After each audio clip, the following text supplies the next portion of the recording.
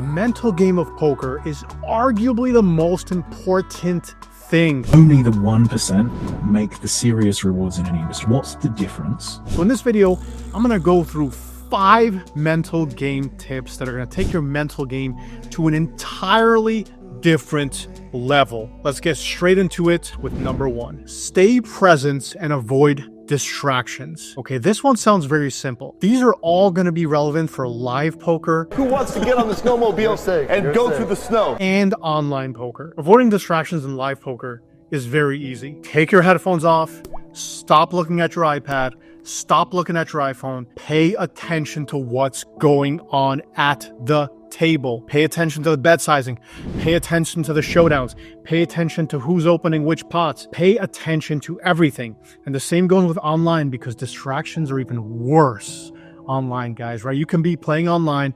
Let's say you got 3-4 tables up, maybe 8 tables up, maybe 2 tables up. I don't know how many tables you guys are playing. Do whatever you want in terms of how many tables you think you can play, but do not have YouTube videos playing on the side, a Twitch stream on the side, of this on the side. Like, cut that stuff out, guys. When you're playing poker, make sure you're zoned in and you're thinking about every single hand. You're trying to keep track of every showdown. You're picking up adjustments.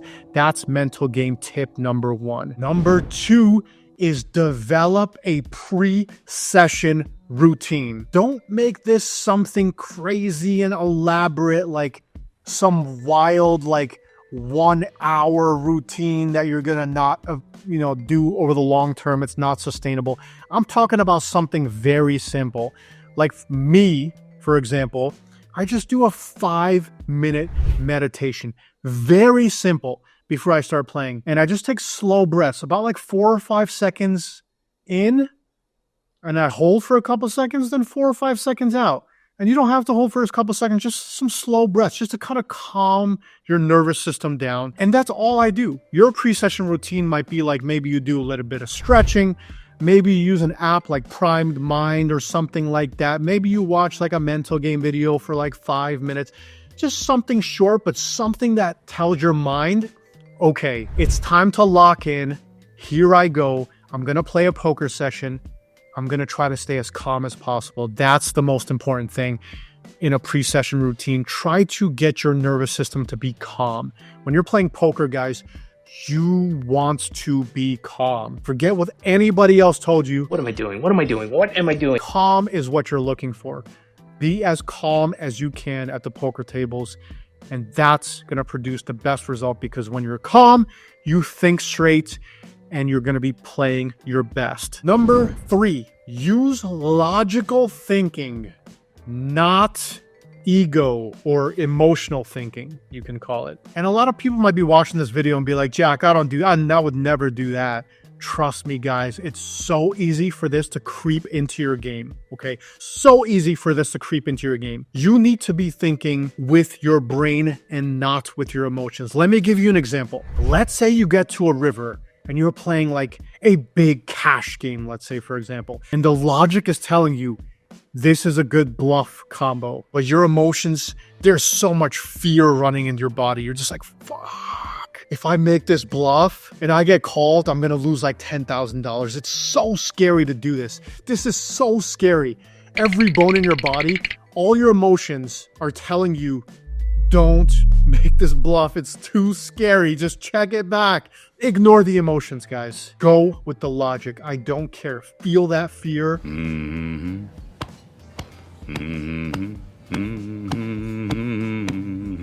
make that bluff. That's how you become one of the best players, okay? You have to outweigh your emotions at the poker table, okay? Outweigh your emotions. And also, going back to the ego part of it, let's say you're at a table, let's just say, and there's 6 players at the table, and the other 5 players are pretty good, okay? Okay. And logically, you're thinking like, I probably shouldn't be playing in this game, because these guys are really good. There's no money in this. After Rick, I'm not going to make much money, whatever. Maybe I shouldn't be playing in this game. But then your ego is like, I can crush these guys. I can crush these guys. Let's have at it. I can crush these guys, right? Again, keep your emotions out of it, guys. The more you can go towards logic, and keep your emotions out of the picture. And when I say out of the picture, realize that you're still going to feel those emotions. Your ego might still really want to play that game with all the good players, but you have to have the logic outweigh it. Your fear is going to make you not want to bluff this spot, or maybe not want to hero call on a certain river. You're like, I'm just too scared to hero call and be wrong here and lose all this money. That's what your emotions are telling you, but the logic is like, this is such a good combo and this guy bluffs a lot. Do the logical thing, guys, okay? This is a skill that's to be practiced.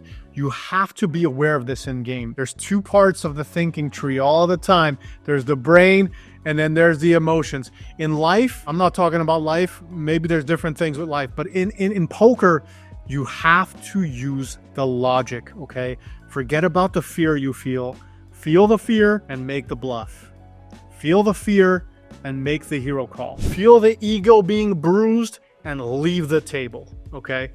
Number 4, recognize and manage tilt in game. This is another skill to be practiced. Whenever you're feeling tilted in game, and when I say tilt, a lot of people think when they hear tilt, they're like open jamming, 7-2 offsuit and 3-betting king 4 off and throwing things across the table. I'm not talking about that kind of tilt. That's like the most obvious kind of tilt. I'm just talking about, let's just say you're just a normal human being. You don't throw things around. You're still going to play somewhat normal, but that blood is rushing to your head. You feel very clearly overwhelmed and flustered, and you're not thinking as clearly as you should be. So when that happens, it's a skill, first of all, to recognize exactly as it's happening. You're like, okay, I can feel it. I'm getting tilted. And how to manage it is all you have to do, guys, because what's happening is your nervous system is panicking in that situation. When you go on tilt, you're just in a panic, okay? And your breathing is shallower, very desperate energy, let's call it. So the way you manage that is you really have to slow down your breathing. Slow down your playing. Slow down your talking, slow down your movements, slow down your physiology, slow down your breathing, slow down everything to begin to signal to your brain that everything is okay. And as you do that, as the time goes, you're going to see it like within a few minutes, you're going to begin to calm down as you're slowing everything down. Because when we're tilted, we're not even thinking about it. But we're playing online, we're clicking a little bit faster, we're breathing very shallow. It's just you're not aware of it. So this is a skill to start recognizing when you tilt in game, be aware of it, and slow everything down, okay? Number 5, adopt a long-term mindset, okay? Okay. So what do I mean by this? Poker is a funny game. It's an amazing game because you can win and lose on any given day. Terrible players can win and lose on any given day.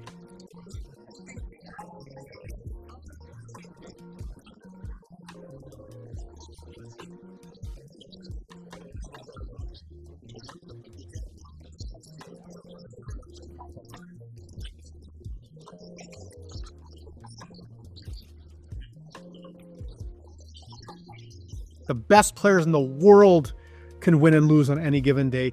That's what makes it so beautiful.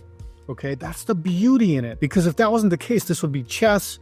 Nobody would be playing for money. If the better player won every single time, there wouldn't really be a game that we can play for money, right? Poker is just so special because of the variance that comes along with it, the wins and losses that come along with it, okay? You have to learn to accept this part about poker if you want to be a serious poker professional. And you have to realize that poker is a marathon, not a sprint.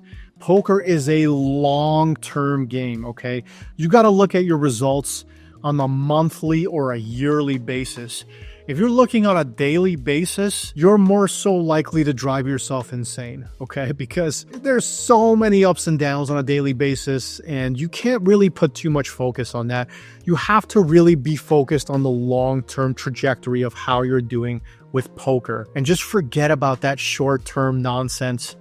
It's you're gonna have your ups and downs, guys. Okay, this is a game. I don't care how good you are, you're gonna have your ups and downs, and the sooner you accept that, the better you're gonna be. I'll tell you a little story actually to end this video. I'll tell you a quick little story. So this is a lesson that I learned very recently. I was in Las Vegas this past summer playing some tournaments, and I told myself this. I said, you know what, Jack? I'm only here for a couple weeks. As long as I play my best, I'm not going to be tilted. I'm going to be happy. That's what I told myself.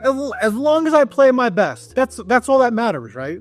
As long as I play my best, I'm going to be happy and content. So I did it. I played my best. And I lost, a lot of money in a couple weeks. And it felt terrible. Horrifyingly bad. I felt terrible. I felt terrible, guys. So I can laugh about it now, but I'm just saying, like in the moment, it just feels terrible.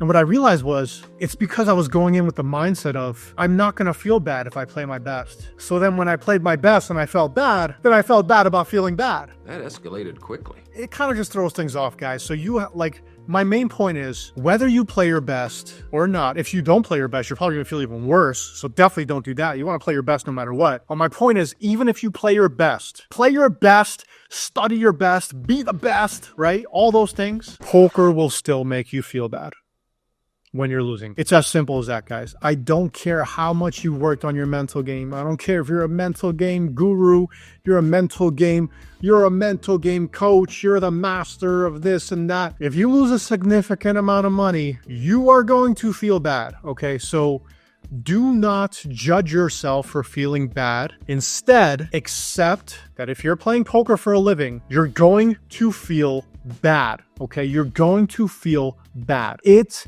comes with the territory, okay? It comes with the territory.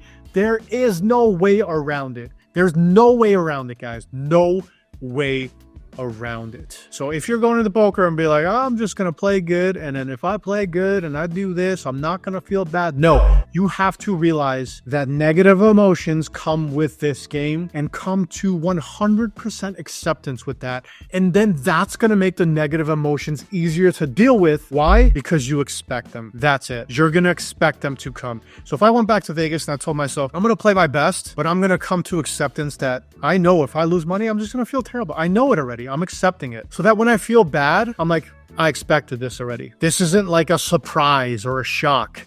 All right. Because if it's a surprise or a shock, then you just kind of you just feel bad about feeling bad and it gets worse. You amplify it. Okay. So you have to go in with acceptance, guys. When you're playing poker, you got to realize every single day you play poker, every time you get to the tables, negative emotions could come up. And if you lose a lot of money, negative emotions are definitely going to come up. Okay. So that's an acceptance thing, but you have to try your best to take perspective and look at this as a long-term thing, okay? Okay. Just be like, you know what? There's a long-term game. I had a terrible day. I've had great days in the past. Maybe today was terrible. It's a long-term game. As Mr. Burns would say, excellent. Excellent. Ooh, excellent. That's a wrap for today's video, guys. Subscribe to the channel. Drop a comment if you like my Mr. Burns impersonation. If you made it to the Mr. Burns impersonation and you watched this long, drop a comment and just say Mr. Burns so I know you made it that long. And I'll see you guys in the next video. Take care.